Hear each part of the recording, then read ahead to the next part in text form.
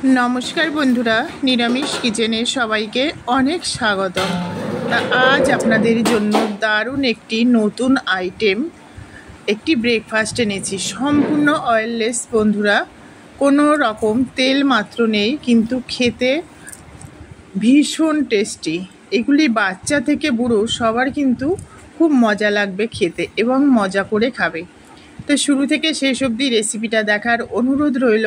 আর রইল বাদাম চাটনি, সম্পূর্ণ অয়েললেস, এক ফোঁটা তেল কিন্তু দেওয়া হয়নি। তা আশা করব আপনারাও বাড়িতে এইভাবে তৈরি করে খেয়ে দেখবেন কতটা টেস্টি হয়, কতটা হেলদি। শুরু থেকে শেষ অবধি রেসিপিটা দেখার অনুরোধ রইল। নতুন বন্ধুদের উদ্দেশ্যে বলছি, যদি রেসিপি ভালো লাগে তাহলে পাশে থাকা বেল আইকনটি প্রেস করে অল নোটিফিকেশান অন করে রাখবেন, যাতে নতুন নতুন রেসিপি আপলোড হলে সবার আগে আপনার কাছে নোটিফিকেশান যায়। দেখুন, বাচ্চা এক গালেই দিয়ে দিয়েছে, এতটা টেস্টি, এতটা হেলদি। আর যেসব বন্ধুরা নিরামিষ কিচেনের পাশে আছেন সবাইকে অনেক অনেক ধন্যবাদ, শুভেচ্ছা, ভালোবাসা এবং বড়দের আমার প্রণাম। তা চলুন দেখা যাক কীভাবে তৈরি করেছি। এখানে গোবিন্দভোগ চাল 200 গ্রাম গোবিন্দভোগ চাল নেব। আপনাদের বাড়িতে যতগুলো লোক আছে সেই পরিমাণে চালটা নিতে হবে। আমি 200 গ্রাম গোবিন্দভোগ চাল নিয়েছি। নিয়ে প্রথমে জল দিয়ে চালটাকে ভালোভাবে ধুয়ে নিতে হবে, কারণ বাজার থেকে কেনা চাল বন্ধুরা প্রচুর নোংরা থাকে। তাই যতক্ষণ না সাদা জল বেরোচ্ছে, পরিষ্কার জল, ততক্ষণ চালটাকে ভালোভাবে ধুয়ে জলটা ঝরিয়ে এইভাবে অন্তত 1 ঘন্টা রেখে দেবেন। এই যে জলটুকু দেখছেন, এটাও আমি ফেলে দিয়েছি। দিয়ে 1 ঘন্টা এটাকে, অন্তত 1 ঘন্টা, বেশি হলে ক্ষতি নেই, 1 ঘন্টা রেখে দিয়েছিলাম। দিয়ে এইবার মিক্সিতে চালটা দিয়ে দেব, আর সামান্য একটু পরিমাণ জল দেব। খুব বেশি জল দেব না, জাস্ট সামান্য একটু পরিমাণ জল দিয়ে এই চালটা পেস্ট করব।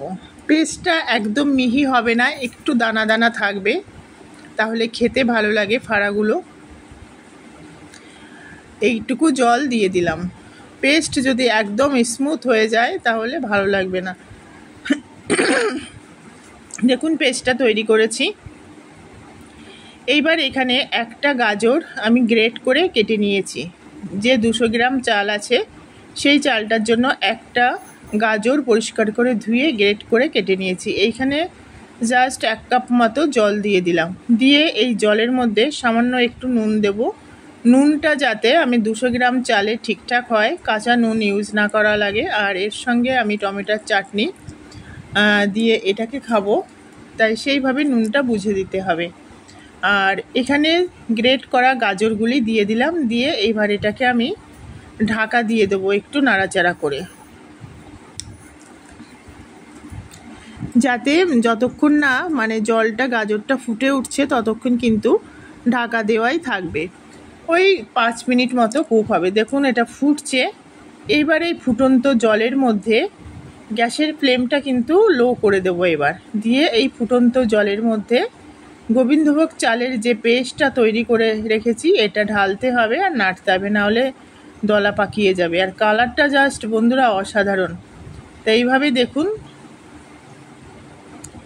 ঢালছি, আর এইভাবে এটাকে কিন্তু নাড়তে হবে অনবরত। না নাড়লে এটা গোটা পাকিয়ে যাবে।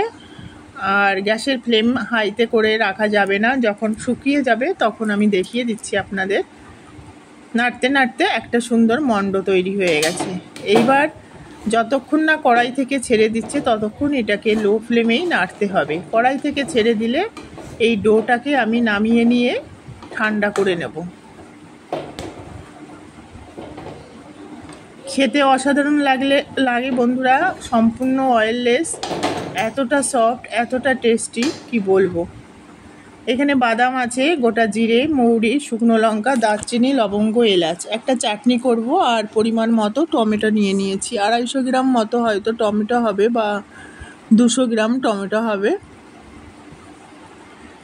তা একদম শুকনো খোলায় প্রথমে বাদামটা ভেজে নেব। বাদামটা ভেজে এই তাওয়াটার মধ্যেই বাদামের যে খোসাগুলো, এটা ডলা দিলে উঠে আসবে, সেগুলো আমি তুলে নেব। আর শুকনো লঙ্কা, দারুচিনিটা দিয়ে দিলাম। দেখুন, বাদামের খোসাটা তুলে দিয়েছি। গরম হয়ে গেছে, এবার ফু দেবো। ফু দিলে কিন্তু সব খোসাগুলো তাওয়া থেকে উঠে যাবে বন্ধুরা। বাকি মশলাগুলো দিয়ে দেবো। খুব বেশি পোড়া পোড়া করে ভাজবো না, হালকা ব্রাউন কালার হয়ে গেলেই কিন্তু যে টমেটোটা কেটে রেখেছি টমেটোটা দিয়ে দেব।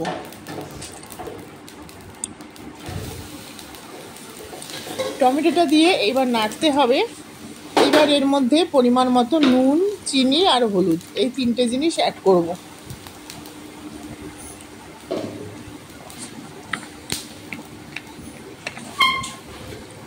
নুন, চিনি, হলুদ পরিমাণ মতো দিয়ে দেবো। কোনো রকম হলুদের গন্ধ বেরোবে না বন্ধুরা। চিনি খুব একটা বেশি পরিমাণে দেব না, জাস্ট 1 টিস্পুন মতো চিনি দিয়ে দিলাম।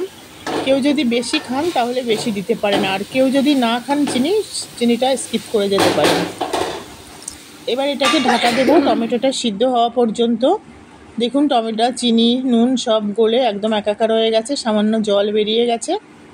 এবার এটাকে ভালোভাবে নাড়াচাড়া করে টমেটোটা সিদ্ধ হয়ে গেছে।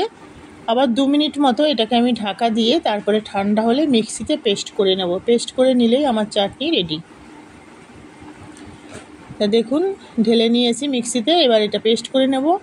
এই চাটনিটা দারুণ লাগে, সম্পূর্ণ অয়েললেস, কালারটা জাস্ট দেখুন কত সুন্দর হয়েছে, ধোয়া বেরোচ্ছে। আর এই চাটনিটা দিয়ে আপনারা পরোটা বলুন, কোনো মানে যে কোনো স্ন্যাক্স বলুন বা হেলদি খাবারগুলো বলুন, রুটি বলুন, যেটা দিয়েই খেতে পারেন। এইবার একটু তেল হাতে মাখিয়ে নেব বন্ধুরা। জাস্ট প্রচণ্ড গরম আছে, নাহলে হাতে লেগে লেগে যাবে, না মাখালেও হবে। কিন্তু তেলটা জাস্ট আমি হাতে, এটাকে রিফাইন্ড নয়, রাইস ব্রান অয়েল, হাতে তেলটা মাখিয়ে নেব। নিয়ে এই আটাটা একটু ভালো করে মেখে নেব। ভালো করে মেখে নিয়ে সুন্দর একটা শেপ দেব। দেখুন ছোট্ট ছোট্ট করে নেব, এইভাবে সুন্দর শেপ দেব।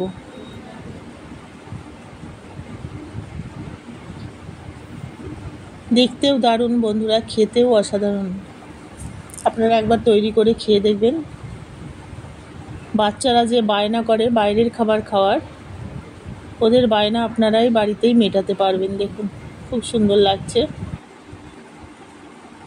তা হয়ে গেছে ফাড়াগুলি তৈরি করা। এইবার আরেকটু কাজ বাকি আছে, তো চলুন দেখা যাক কিভাবে তৈরি করেছি ফাইনালি।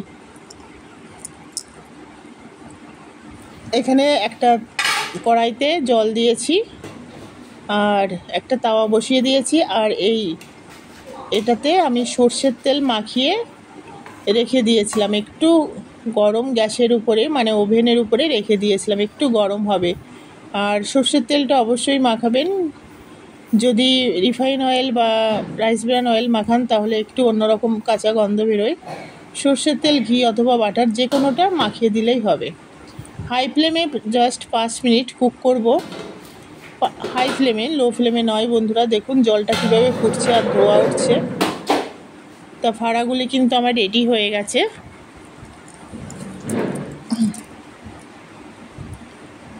এটাকে আমি নামিয়ে এনেছি। দেখুন ঠান্ডা হয়ে গেছে অনেকটা, কত সুন্দর লাগছে। এবার আমি তুলে আপনাদের দেখাচ্ছি। একটার গায়ের সঙ্গে একটা লাগেনি, আর খেতেও অসাধারণ, দেখতেও দারুণ। তো এইভাবে পরপর সাজিয়ে দেব। সম্পূর্ণ অয়েললেস ব্রেকফাস্ট বলতে পারেন, যাই বলতে পারুন না কেন। দেখুন কত সুন্দর লাগছে বন্ধুরা।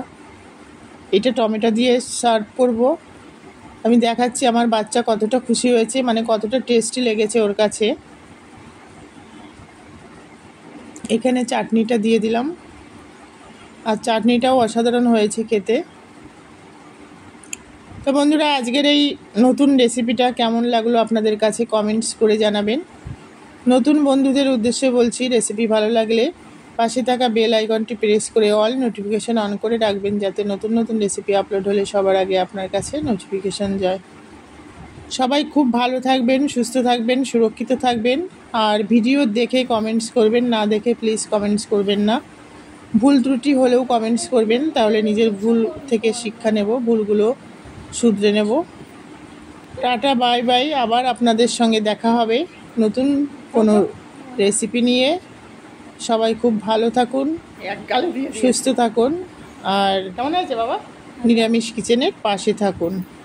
আর এরকম নিত্য নতুন রেসিপি আপনারাও বাড়িতে তৈরি করে খান, বাইরের খাবার না খেয়ে। Tata, bye bye.